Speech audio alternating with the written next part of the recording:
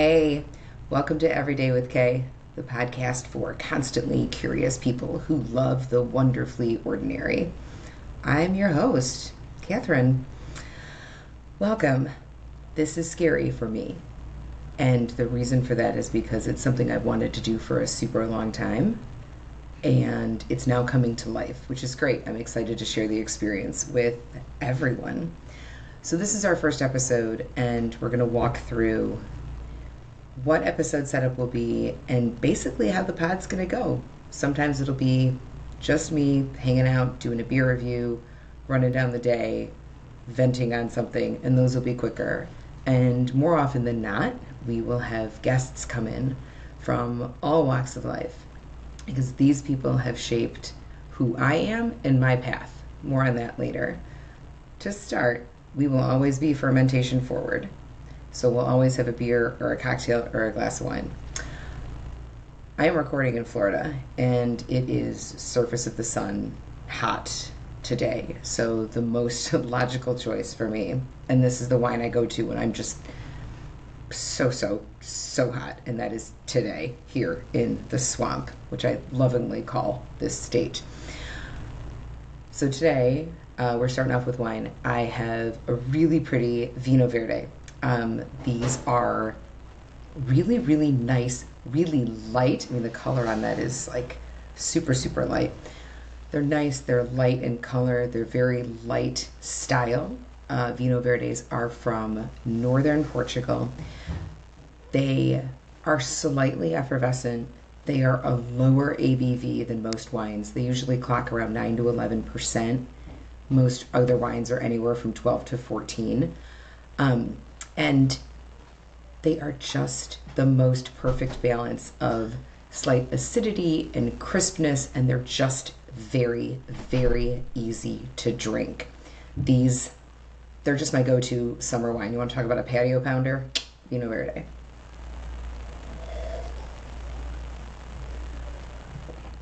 It is absolutely delicious. It's so good. All right. That'll be here. There will be more sips of that. The glass will probably be done by the time we are done. So a little bit on my background and why we're starting this and all of that. One of the first segments that we'll do with guests is a how did we meet? And for me, I have met myself a number of times along this path of life. I went to college specifically for fashion design and retail management. So my adult life began right there in retail management, getting into customer service and those kind of roles. I then, from there, pivoted completely and went into education. And there is a chunk of my heart that lives and dies for education and for being a teacher. There is very little that is more rewarding than that career. Teacher for a very, very long time. Hung out with fifth graders. So you want to talk about like the age to hang out with? It's fifth graders, 100%. Took a break from education and opened and operated a brewery just outside of Chicago. That brewery's name was Exit Strategy Brewing Company, located in a little village, Forest Park. That brewery was around for about 9 years before the uphill struggle after the pandemic kind of forced my husband and I, to take a step back and say, we can either continue pushing the boulder up the hill, it will potentially crush us, or we can step to the side, do a little life reset, get our feet back under us, and then see what's next. And that's where we are now. But Exit, as we will refer to it from here on out, also known as The Shop, is what drove me into the other career that also has a huge chunk of my heart, and that is the beer industry. I am obsessed with the beer industry. I love it.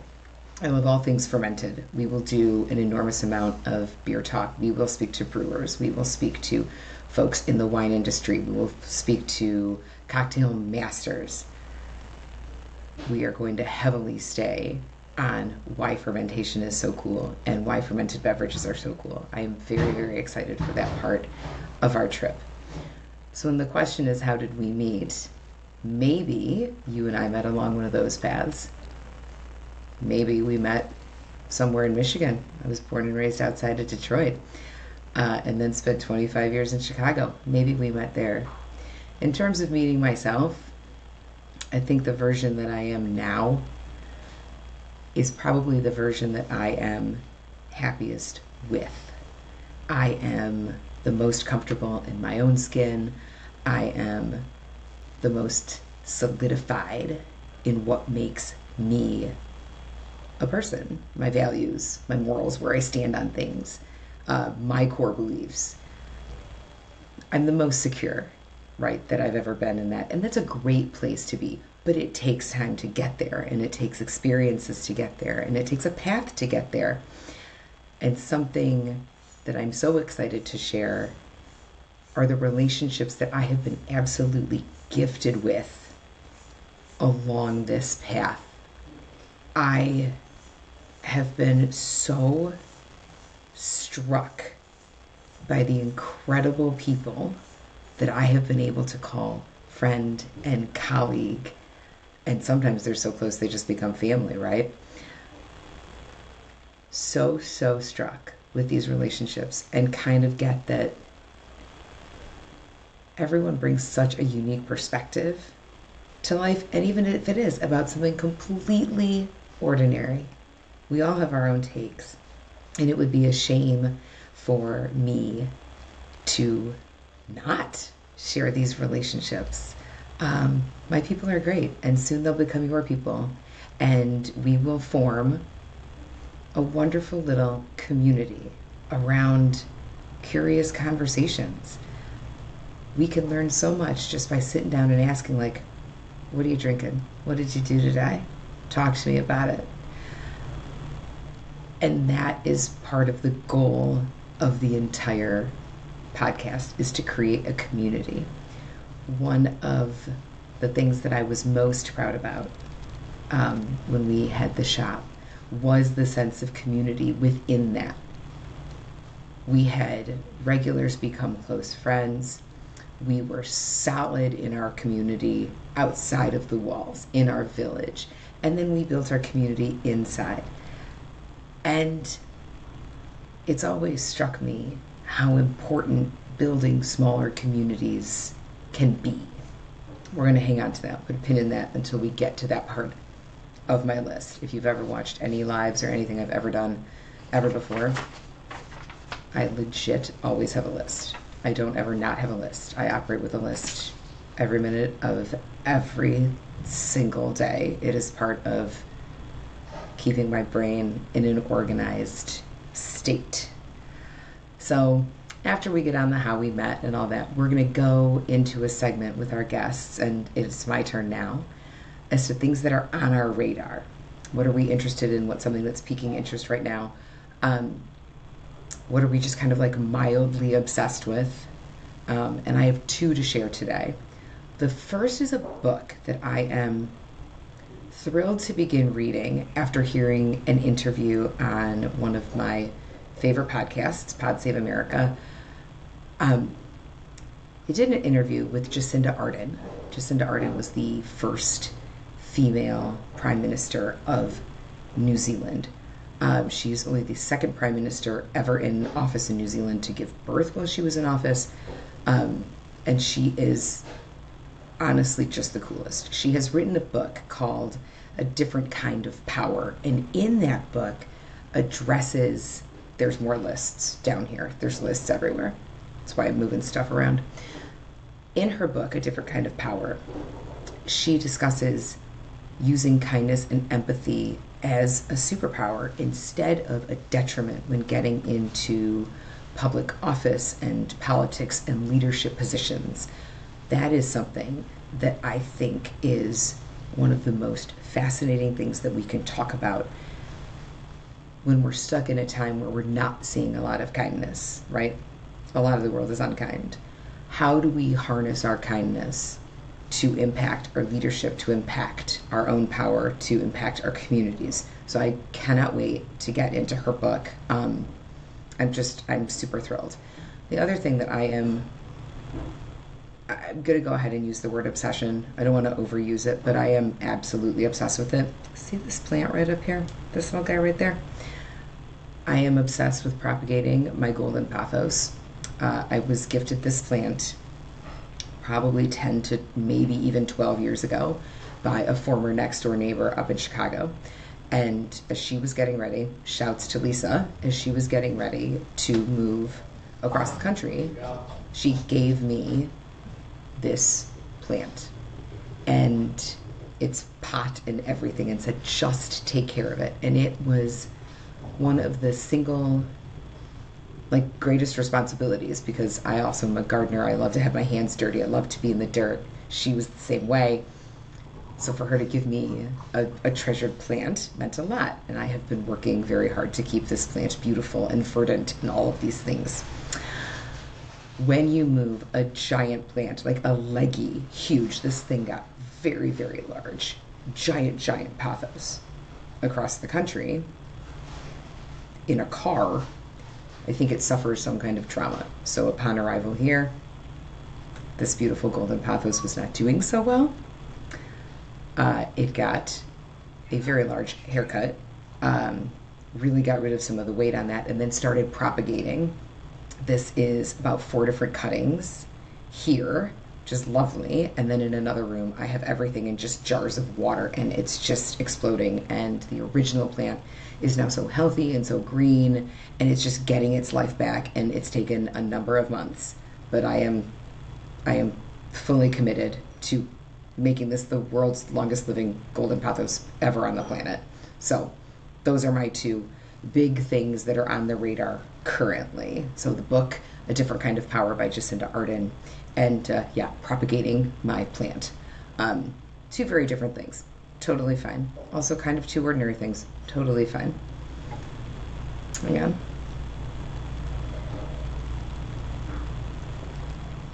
Truly one of the best things about a Vino Verde is how easy they are to drink. There are so many wines that with their citrus characteristics will get you, they'll pinch you back here and you pucker a little bit from that. You're not going to get that with a Vino Verde. They're just that light and crisp, and their acidity is gentle in a way that is different from a lot of other varietals. Just a delicious wine. Go out and get some. When we move on from On My Radar, we're going to get into the main segment of the show. And today, that's discussing why this is happening and why now is the podcast happening. There's a couple of pieces to this. The first is it took moving away from my entrenched, very solid community for me to really examine what are some things that I want to do now that I don't have a business to run, now that I don't have a bunch of people to see or a community to take care of, in a sense. And in exploring what next, what now, a podcast was never, ever far from my mind. It's just been banging around in my brain for a while. So part of the reason why this is happening now is because I, first of all, desperately miss having that sense of community. Moving down here in our Control-Alt-Delete era, which is what we're loving referring to our reset as, we moved down pretty much blind. We know 2 total people in the area that we live in, and those are my parents. There are about 3 other friends in the state of Florida. Also, Florida is it's one of those states where you're like, how am I still in this state? How am I still driving in Florida? It's very, very long, very, very big state. Being lonely, led to this too. And missing good, honest, authentic conversation led to this. So a huge chunk of the reason for doing this is to get back into really good conversation. I believe also that we've got so much input in the world right now that taking a brain break and listening to something light and possibly making a new friend is important. It's important to give your brain a rest. It's important to do a little reset on that, right? So if you're like folding laundry, you can put us on, and there you go. You got some friendly people that are just going to chat about their day. Wonderful. Again, light, easy, just like a Vino Verde. Part of the other kind of precipitating reason for doing this now and at this stage of my life is because on a walk recently, I realized something that is probably quite common and a lot of people probably already knew, but sometimes it takes a minute to click, right? Goals do not have an age limit. And I think that there are a lot of us that get caught up in the I'm too old to do something. Lies. Lies. You are not. There is nothing out there in the world that says, well, you've hit this age, you're done now. No more goals for you. That's not real. That's fake. There's no age limit with your goals. This has been a goal. You know, I'm at an age where, I don't know, I was going to big swear. I don't care if I feel too old or if my age on a paper says you might be too old to do this, right? The other piece to that is really coming to kind of terms with how dreams don't have a deadline. There is no deadline on a dream, none. Any deadline that you create can be pushed. Deadlines can also just be artificial and they can be unnecessary stress for us. They don't need to exist to chase a dream down. So that's why we're here. We're here because we've got goals, got dreams, we want to build that community right back up. And I am absolutely thrilled to be starting it, even though I'm still a little wee bit scared to do it. It's scary to put yourself out there to the public. Yeah, it's tough, but you know what? We're going to do this, and we're going to do this together. The next section that we'll talk to everybody about, I have lovingly titled, Can I Be Bitchy? And the answer to that is better than anybody else some days. And I think we all have those moments, and this is just an opportunity to just get something off your chest. What is making you nuts? What is just incensing you? What is just making you mad?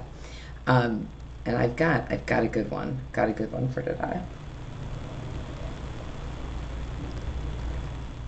Side note, as we continue to sip, we traditionally serve all of our beverages far too cold, right? We serve beer too cold. We serve wine too cold. When all you can taste is cold, you are missing the notes on your beverage. So as, you know, this has been sitting out for about 18 minutes, which is great, it's developing more. It's lost just the cold sensation, and now it's really, really opening. Whites can open. Of course they can. Rosés can open. Reds we know can open. We will talk a heck of a lot more about that in other episodes down the road. So my Can I Be Bitchy today is about giant, enormous pickup trucks. I have never in my life lived anywhere that had such a huge population of oversized pickups. And I mean the kind that have like 2 wheels on each axle. They're just huge. And a lot of these are driven by regular human people, not by contractors, not by folks that would use them to haul gear. Just like people go to the grocery store are driving these things. They're everywhere. They are obnoxious. Yes, they are. They're absolutely obnoxious. if you were just taking this to the grocery store and to work, you don't need a truck that big. I said it. I stand by it. It's fine. And here's a story about a giant pickup truck that really, really got me. I was heading out to the parking lot where I live, putting something into my trunk of the car.